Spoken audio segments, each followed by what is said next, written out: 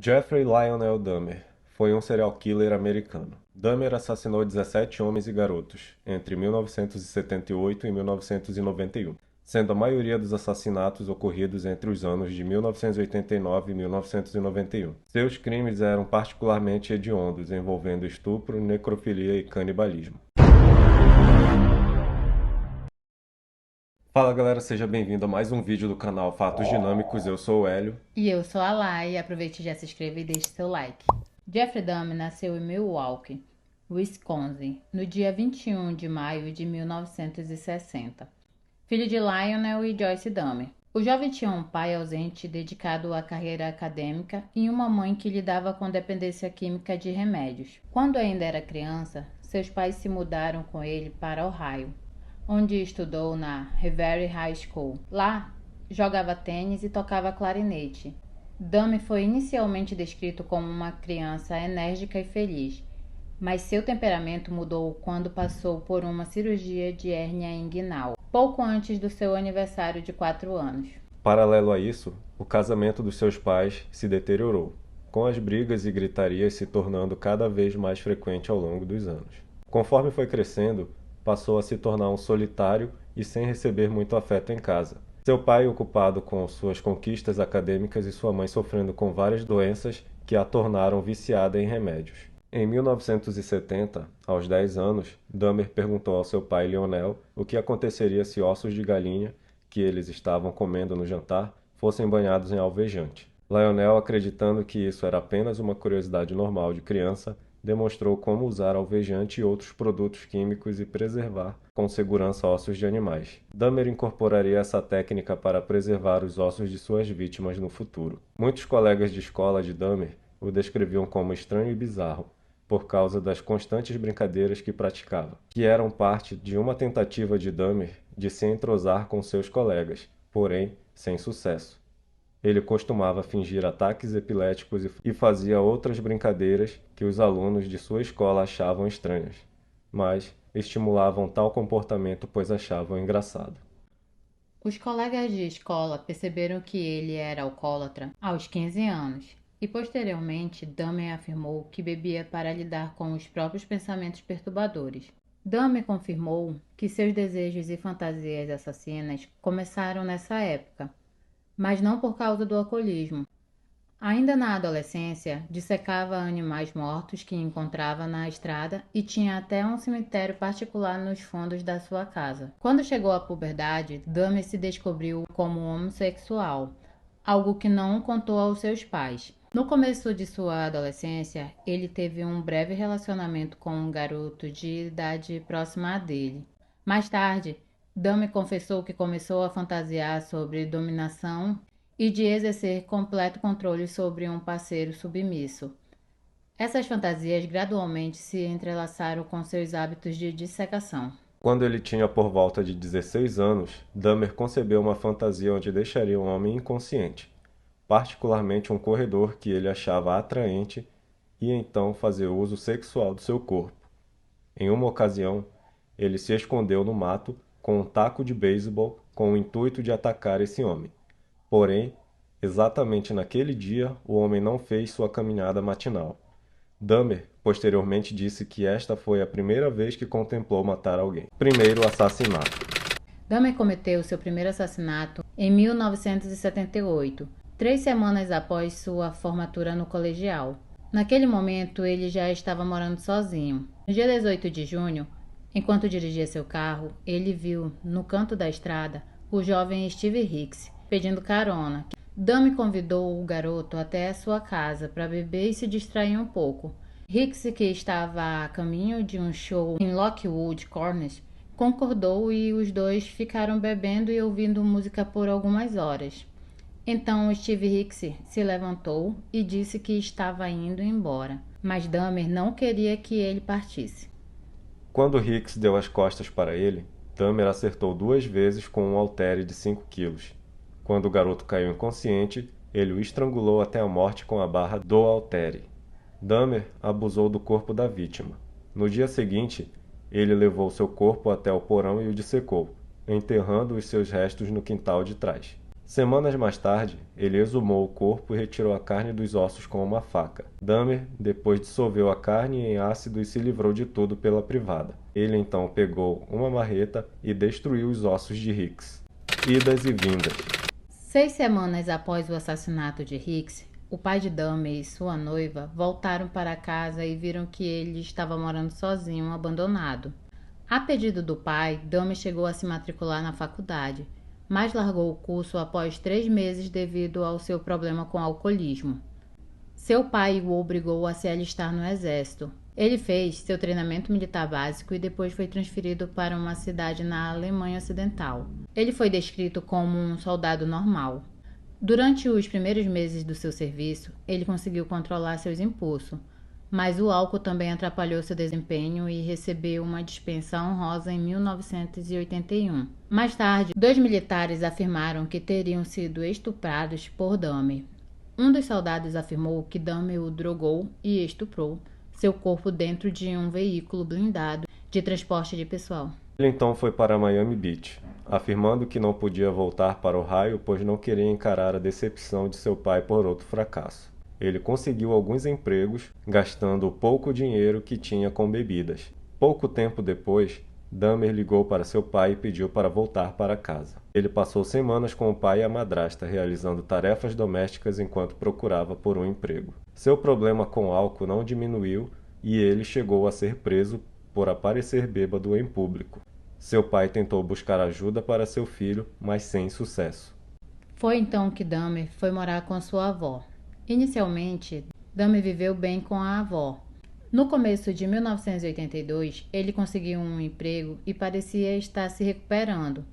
Porém, depois de 10 meses, ele foi demitido e passou os próximos 2 anos desempregado, vivendo do dinheiro que sua avó lhe dava. Em 7 de agosto, ele foi preso por exposição indecente, se mostrando para 25 mulheres e crianças em um local público. Ele foi condenado a pagar uma multa. Em janeiro de 1985, ele começou a trabalhar na fábrica de chocolate em Milwaukee. Dahmer passou, então, a frequentar saunas e bares gays. Nesse período, suas fantasias de dominação sexual voltaram. Dahmer encontrava-se com homens, colocava sonífero em suas bebidas e depois os estuprava. Depois de pelo menos 12 incidentes, Dahmer foi proibido de entrar na sauna gay que frequentava. Em agosto de 1986, Dahmer foi preso após se masturbar em frente a um garoto de 12 anos próximo ao rio Kinnickinnick. Acusado de conduta desordeira, ele foi condenado a 1 ano em liberdade condicional, tendo também que ver um psicólogo. Sequência de assassinatos e prisão. Em 20 de novembro de 1987, Dahmer, que na época ainda morava com a avó, em West Allis, se encontrou com Steven Tuomi, um rapaz de 25 anos natural de Otanogun, Michigan, em um bar e o persuadiu a retornar com ele para o Hotel Ambassador, em Milwaukee, onde havia alugado um quarto para a noite. De acordo com Dahmer, ele não tinha intenção de matá-lo, mas, na manhã seguinte ao acordar, Dahmer encontrou Tuomi abaixo dele na cama, morto com o peito esmagado e o corpo cheio de contusões. Os punhos de Dahmer estavam machucados também. Posteriormente, ele afirmou não ter qualquer lembrança de ter matado Tuomi, mas não nega tê-lo feito enquanto estava inconsciente. Dahmer então comprou uma mala grande e a utilizou para transportar o corpo de Tuomi de volta para a casa da avó. Ele desmembrou o corpo e depois removeu a carne dos ossos, colocando os pedaços de carne em pequenos sacos plásticos e os ossos dentro de um lençol e então os esmagou com uma marreta. Todo o processo durou 2 horas e então jogou os restos mortais dele no lixo. Nas próximas 2 semanas, Dahmer manteve a cabeça de Tuomi embrulhada em um cobertor. Algum tempo depois, o crânio acabou perdendo consistência e Dahmer o destruiu e o descartou. Dahmer cometeu diversos crimes na sequência. O modus operandi era o mesmo, com Dahmer drogando a bebida da vítima e estrangulando elas. Em 27 de maio, ele levou outra vítima para seu apartamento, mas acidentalmente tomou a bebida com drogas e acabou inconsciente. Quando acordou, a vítima havia sumido, tendo antes roubado roupas, $300 e um relógio. Dahmer nunca reportou o crime à polícia, mas citou o roubo ao seu oficial de condicional. Jeffrey Dahmer foi preso quando uma das suas vítimas conseguiu escapar e chamar a polícia. Foram encontradas fotos polaroides de membros das vítimas, 4 cabeças decepadas na cozinha e 7 crânios, alguns pintados e outros branqueados. Além disso, os investigadores descobriram pingos de sangue gotejando em cima de um tabuleiro na parte inferior do refrigerador de Dahmer, além de 2 corações humanos e uma porção de um músculo de braço. Tudo dentro de sacos plásticos em cima da gaveta de seu armário. Julgamento e morte. O julgamento de Dahmer durou 2 semanas e, embora tenha sido diagnosticado com portador de transtorno de personalidade borderline e transtorno de personalidade esquizotípica e psicótico, Dahmer foi considerado legalmente são em seu julgamento e confessou os crimes. Dahmer foi condenado por 15 dos 16 assassinatos que cometeu no estado norte-americano de Wisconsin. Foi sentenciado a 15 penas de prisão perpétua em 15 de fevereiro de 1992. Posteriormente, no estado norte-americano de Ohio, Dahmer foi sentenciado a uma 16ª pena de prisão perpétua, dessa vez pelo homicídio de Stephen Mark Hicks, ocorrido em 1978. Em 28 de novembro de 1994, Dahmer foi espancado até a morte por Christopher Scarver, outro detento, com quem cumpria pena na Columbia Correctional Institution, uma prisão de segurança máxima no estado de Wisconsin. Jeffrey Dahmer foi considerado um dos assassinos mais notórios da história dos Estados Unidos. Ele teve a crueldade, o sadismo completamente diferente de qualquer um outro na história recente, assim podemos dizer. Ele escolhia as vítimas dele também que viviam à margem da sociedade, por isso que era bem difícil de chamar a atenção das autoridades. Alguns assassinatos não foram nem sequer reportados como desaparecimento, com exceção de uma vítima heterossexual e a outra bissexual. Todos eram gays como ele. Ativistas de direitos LGBT afirmaram que um dos motivos para as autoridades não se importarem em pegar o Dahmer ou pôr ele como prioridade foi um dos fatos das vítimas serem homossexuais, que ele veio a desmentir isso, que ele não tinha prioridade. E veio também o fato de falarem que tinha um fator racial no meio, que porque tinham vítimas negras também, sua grande maioria. A maioria delas eram negras.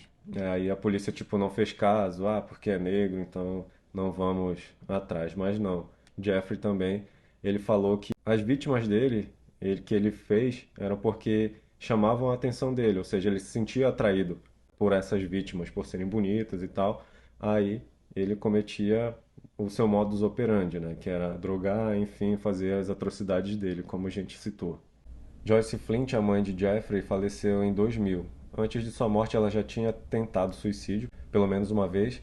Já David, o irmão mais novo de Dahmer, mudou seu sobrenome e hoje vive no anonimato. Ao todo, Dahmer confessou ter assassinado 17 vítimas, mas foi condenado pela morte de 16 delas, com exceção de Tuomi. Tem o livro, o My Friend Dahmer, que é Meu Amigo Dahmer, que inspirou até o filme. Tem o filme Meu Amigo Dahmer, tem um com Jeremy Renner também, que é de 2002, que é Mente Assassina ali, Jeffrey Dahmer, que é bem legal também, é bem interessante assistir. E a mais nova série da Netflix agora, né, sobre ele, Canibal de Milwaukee, e tá fazendo bastante sucesso aí, repercutindo bastante, né, com as cenas. E quanto à série da Netflix, o que está se tornando bem polêmico são as reações à opinião das famílias e dos envolvidos, né, das vítimas. Tem muitas delas que estão citando que estão revivendo o trauma. Então é algo que a gente quer conhecer a história, mas também tem que olhar para o lado da família com todo esse respeito. É uma situação difícil, né? Tem todo esse lado emocional, né? Que só quem viveu esse tipo de trauma vai levar para a vida inteira, né? Não tem como esquecer. Realmente, por ser uma morte muito brutal, já é difícil perder um ente querido. E da forma que foi, é muito difícil. Então é algo que com certeza é traumatizante, é vivenciado diariamente, a falta doente, então temos que realmente olhar para esse lado com atenção e com respeito a cada um. E é isso, galera, esse foi mais um vídeo do nosso canal. Deixe nos comentários aí o que você achou, se você já assistiu algum filme ou leu algum livro sobre. Comente aí pra gente saber. E se você chegou até aqui, não esqueça de se inscrever no nosso canal, se você ainda não é inscrito. Deixe seu like, que isso ajuda bastante a gente, o YouTube recomendar os nossos vídeos. E aproveite, ative as nossas notificações e nos siga nas nossas redes sociais. Aproveite e maratone os nossos vídeos Temos alguns vídeos aí relacionados. a isso, vamos deixar os cards finais aí para vocês verem. E dá uma olhada lá, dá uma conferida, dá uma comentada também, compartilha, vai ser bem legal. Dê a força pro casal. É isso aí. Valeu!